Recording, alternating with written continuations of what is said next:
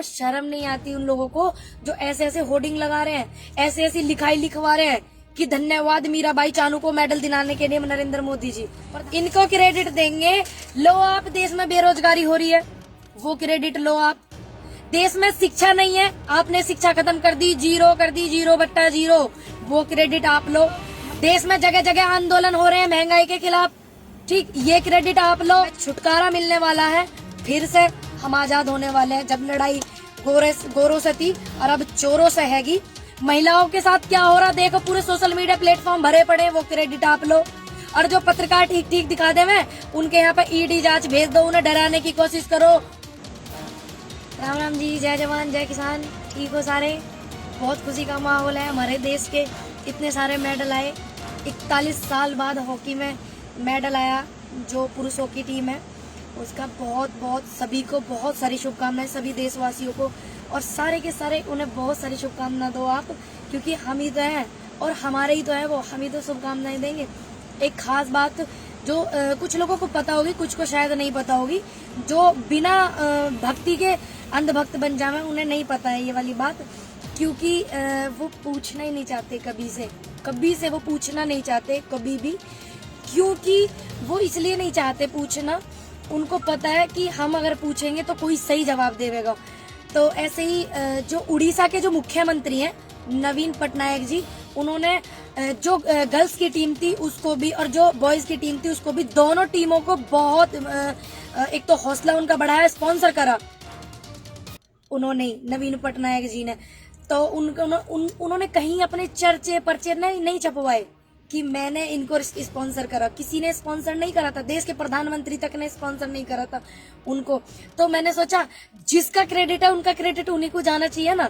तो नवीन पटनायक जी को बहुत बहुत धन्यवाद कि आपने समझा उनकी प्रतिभा को, आप फिजूली बातों में नहीं लगे रहे, फिजूली चर्चों में नहीं लगे रहे, फिजूली अपने होर्डिंग लगाने में नहीं लगे रहे। आपने एक हमारी जो टीम है, दोनों टीमों को आपने स्पॉन्सर किया, और उसी का आज नतीजा कि 41 साल बाद हमारे जो देश का मेडल हॉकी टीम में आया है वो पुरुषों की उसमें, तो उसके लिए सभी देशवासियों को बहुत धन्यवाद। और नवीन पटनायक जी जैसे मुख्यमंत्री, उनको भी बहुत बहुत धन्यवाद, और उनका क्रेडिट उनको मिल गया, सब बधाई दे रहे हैं उनको, धन्यवाद बोल रहे हैं नवीन पटनायक जी को। अब इनका क्रेडिट तो रह गया ना, समझ में नहीं आ रहा कि मैं धन्यवाद हॉकी टीम को दूं या प्रधानमंत्री नरेंद्र मोदी जी को दूं।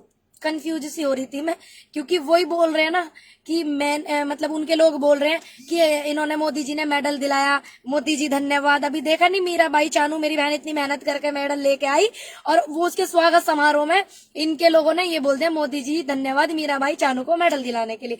अब मैं बड़ी कंफ्यूज हो रही कि ये जो धन्यवाद मैं हॉकी टीम का करूं या फिर नरेंद्र मोदी जी का करूं कि उन्होंने मेडल दिलवाया है उनको शर्म नहीं आती उन लोगों को जो ऐसे ऐसे होर्डिंग लगा रहे हैं, ऐसे ऐसी लिखाई लिखवा रहे हैं कि धन्यवाद मीराबाई चानू को मेडल दिलाने के लिए नरेंद्र मोदी जी, प्रधानमंत्री जी। शर्म नहीं आ रही उन लोगों को। तो मेरी तरफ से बहुत सारी शुभकामनाएं सभी देशवासियों को और हॉकी टीम, और जितने भी हमारे भारत के लोगों ने टोक्यो ओलंपिक में पार्टिसिपेट करा है, जितनों के मेडल आए, सभी का बहुत बहुत धन्यवाद। वहां तक पहुंचना ही एक बड़ी बात होती है, हमें तो पता, बहुत मेहनत करके वहां पे लोग जावे, यहाँ पे भैया बैठ के लोग बात ही बना दे में। खैर कोई बात नहीं, और इनका क्रेडिट भी देंगे, ऐसी बात नहीं है, इनका क्रेडिट देने से हम पीछे नहीं हटते, इनको क्रेडिट देंगे। लो आप, देश में बेरोजगारी हो रही है, वो क्रेडिट लो आप। देश में शिक्षा नहीं है, आपने शिक्षा खत्म कर दी, 0/0, वो क्रेडिट आप लो। महिलाओं के साथ क्या हो रहा देखो, पूरे सोशल मीडिया प्लेटफॉर्म भरे पड़े, वो क्रेडिट आप लो। और जो पत्रकार ठीक ठीक दिखा दे में, उनके यहाँ पे ईडी जांच भेज दो, उन्हें डराने की कोशिश करो, वो क्रेडिट आप लो, वो क्रेडिट तो दो। और जो सरसों, एक हाँ अडानी जी का एक 50 ग्राम का वो आया है सरसों के तेल का पैकेट सा, डिब्बा सा, 50 रुपए का वो 50 ग्राम तेल, ये भी देख लियो। तो ये क्रेडिट लो आप, सरसों का तेल 200 तक पहुंचाने की तैयारी चल रही है, जो अब 190-95 रुपए किलो रुपए लीटर तेल पहुंच रहा है। तो अब ये क्रेडिट आप लो। देश में जगह जगह आंदोलन हो रहे हैं महंगाई के खिलाफ, ठीक, ये क्रेडिट आप लो। देश में अच्छे पत्रकारों आप अगर आवाज दिखा रहे हैं वो जनता की, आप उनके फंदा लटका रहे हो, मीडिया पे सबसे ज्यादा रोक लगा रहे हो, वो क्रेडिट लो आप मोदी जी। और वो क्रेडिट लेवा आपकी सरकार, तो आपके क्रेडिट भी हम देवेंगे। ऐसी बात ना, आपकी गल ना इंसाफी ना होने देंगे, ऐसी कोई बात नहीं है। ये क्रेडिट लेने लायक आप हो, ये क्रेडिट लो आप। और इतने पुलिस वालों को आप दवा बना बना के जनता को प्रताड़ित करवा रहे हो, वो क्रेडिट लो आप। इतने फालतू के बिल लेके आ रहे हो, वो क्रेडिट लो आप। जनता से पूछ नहीं रहे हो और बिल लेके आ रहे हो, वो क्रेडिट लो आप। ये क्रेडिट आपको मिलेंगे, आपका भी अधिकार हम मारेंगे नहीं, ऐसी बात नहीं है। और सभी अपना ध्यान रखें। और देश में माहौल अलग हो रहा है, हमें छुटकारा मिलने वाला है, फिर से हम आजाद होने वाले हैं। जब लड़ाई गोरों से थी और अब चोरों से हैगी, तो अब हम आजाद होने वाले। फिर से स्वागत समारोह पूरे देश में, कहीं कुछ स्वागत करो आजादी का। फिर से आ रही है 7 साल में। हमने जिस चीज के लिए वोट दिया वो नहीं आकर के हम एक बंदिश सी में हो गए।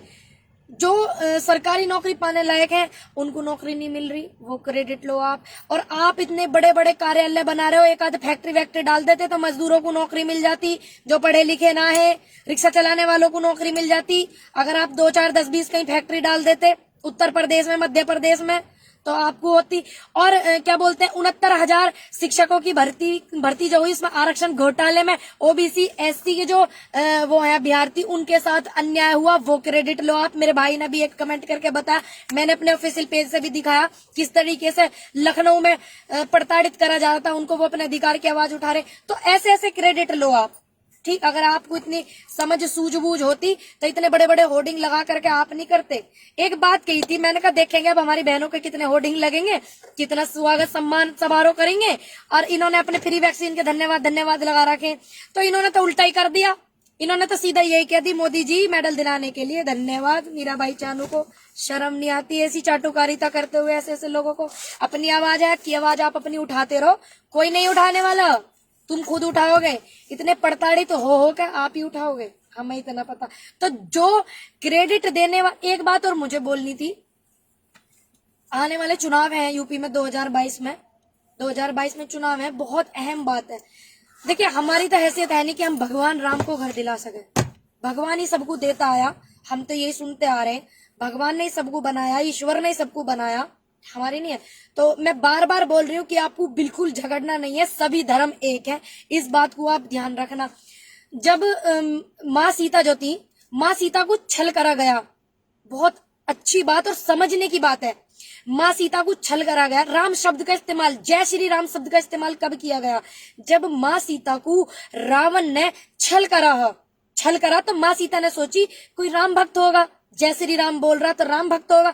तो माँ सीता उसकी भक्ति को देख करके, रावण हालांकि वो भी बहुत विद्वान थे, एक घमंड जो आदमी का वो ले डूबता है, घमंड तो उनका भी रावण का भी नहीं रहा, तो ये तो इंसान है, खैर कोई बात नहीं। तो उनका घमंड उन्हें ले डूबा, हालांकि उनसे बड़े विद्वान नहीं हुए कोई भी, सभी को पता। तो उनके घमंड के कारण, वो दूसरों को नीचे दिखाने के कारण उन्होंने ऐसी अच्छी हरकत करी। माँ सीता को उन्होंने छल करा भगवान श्री राम के नाम से, तो उस टाइम पे जय श्री राम का नारा लगाया था छल करने के लिए। आज भी ये जय श्री राम इसलिए चिल्ला रहे हैं ताकि हम जैसे लोगों को, आप जैसे लोगों को, देश की जनता को छल कर सके। तो सभी को पता राम रग रग में बसा राम है, रग रग में बसा हुआ राम है, आपकी अंतरात्मा में राम है।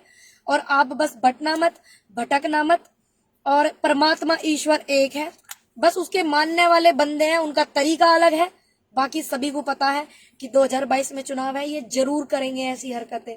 तो आप इतना ध्यान रखना कि भगवान एक है, रोम रोम में राम बसा है। और राम शब्द का इस्तेमाल बहुत पहले रावण ने छल करने के लिए करा, तो ये भी देश की जनता के साथ छल करने के लिए बस जय श्री राम ये बोलते हैं। हमारी क्या हैसियत है और आपकी क्या हैसियत, इस देश की जनता की, दुनिया की क्या हैसियत जो परमात्मा को कोई चीज दे सके? कितना गिर सके वो लोग जो चुनावों में भगवान राम के नाम का इस्तेमाल कर रहे हैं। ये चीज भगवान राम भी देख रहे हैं, तभी तो हो रहा ना। इनकी शुरुआत हो गई है काफी पहले से, किसान आंदोलन से इनकी शुरुआत हो गई ही। अब लोग अपने परेशान इतने हैं, मरता क्या नहीं करता भैया, भूखे मर रहे लोग, क्या करेंगे, भूखे मर रहे। भगवान राम ने ये थोड़ी कही थी कि आप मेरा मंदिर बना के जनता को भूखे मारना और जनता को नौकरी मत देना, ये थोड़ी कही थी भगवान राम ने। ये थोड़ी कहा था भगवान राम ने कि मंदिर बना के इन्हें मेरे मंदिर के बाहर कटोरा लेकर बिठाना, ये वो काम कर रहे हैं। बस आपकी रोम रोम में ईश्वर होना चाहिए। राम अथाह है, उनकी कोई तुलना ही नहीं करी जा सकती। लेकिन ये पहले इंसान ऐसे हैं जो भगवान की तुलना करने को चले हैं, ईश्वर की कोई तुलना नहीं कर सकता। जब तक आप बस समझदारी से काम लेना, बहुत ज्यादा समझ से काम लेना, क्या काम हमारे हुए हैं, क्या हमारे जनता को मिला है सहयोग, इन्हें लेके आए हैं हम। और ये तो सभी को पता क्या चल रहा है, दलित बेटियों के साथ रेप हो रहे और इन्हें फिर बाद में दलित याद आ रहे हैं, सभी को पता। ये देखो भाई, ये कमेंट कर रहा है इस बात के लिए, भाई अच्छे से सबको पता है कि दलित बेटी के साथ रेप तो रेप है, चाहे वो दलित बेटी के साथ है चाहे किसी के देश की बेटी है ना, उनको कितना इंसाफ मिल रहा। सबसे बड़ा जो प्रमाण इन्होंने दिखाया अपनी अहंकारी का और अपनी पावर का गलत इस्तेमाल करा था, हाथरस वाले कांड में करा था। तो सभी उनका साथ देवे, जिनके साथ अभी ऐसी घटना हुई है, उनके परिवार को न्याय मिलना चाहिए, उस बेटी को भी न्याय मिलना चाहिए, सभी लोग सहयोग करते रहे। सबसे ज्यादा बड़ा प्रमाण इन्होंने ये दिया अपनी दरिंदगी का, जो हाथरस कांड हुआ है, रात को 2 बजे उस बेटी को जला दिया गया। किसी भी उसमें नहीं लिखा कि 2 बजे आप किसी का अंतिम संस्कार करो, फिर उसके परिवार वालों को मीडिया से नहीं मिलने दिया। देखा था ना आपने भारत समाचार की प्रज्ञा मिश्रा किस तरीके से मेहनत कर रही थी, किस तरीके से उनके परिवार के लोगों से मिलना चाह रही थी, लेकिन नहीं मिलने दे रहे थे डीएम साहब। तो अब तो जगह जगह होने लगा। सबसे बड़ा तो वही है ना, एक जमाना ऐसा था कि जब बलात्कार होते थे, बलात्कारियों को फांसी भी हुई है। जब ये दिल्ली वाला केस हुआ था, निर्भया वाला, उन्हें सजा भी हुई है। तो लोग फिर भयभीत भी हुए थे, ऐसा नहीं है। अब जब से ये हाथरस वाला कांड हुआ, उससे और ज्यादा लोगों को, ऐसे दरिंदों को मौका मिल रहा है। क्या करें? तो आप सब बस अपनी समझदारी से वोट डालना। सभी समाज से, सभी धर्मों के लोगों से मेरी बस यही हाथ जोड़ के विनती है कि आप काम को देख करके वोट डालना, भगवान के नाम को देख कर वोट मत डालना, क्योंकि भगवान आपका है, ईश्वर आपका है, आप पे पूर्ण रूप से उसका अधिकार है, ईश्वर का, ईश्वर पे आपका अधिकार है। ये आपको वीआईपी पर्ची कटवा कर नहीं मिलवाएंगे भगवान राम से, आप भगवान राम से खुद मिलेंगे, आपकी अंतरात्मा खुद मिलेगी अगर आपके कर्म अच्छे होंगे। हमारे अंदर खुद ईश्वर है, आपके अंदर खुद ईश्वर है। अगर आप कर्म करेंगे, जब आप अच्छे काम करने लग जाएंगे तो आपको आवाज आएगी अंदर से कि हाँ, ईश्वर मेरे पास है, मेरे नजदीक है। तब तक अपना ध्यान रखना, एकत्रित रहना, एक रहना, बटना नहीं, लड़ाई झगड़ा मत करना। इन्हें मौका चाहिए बस, बिल्कुल नहीं लड़ना, बिल्कुल नहीं लड़ना आपको। जय हिंद, जय भारत,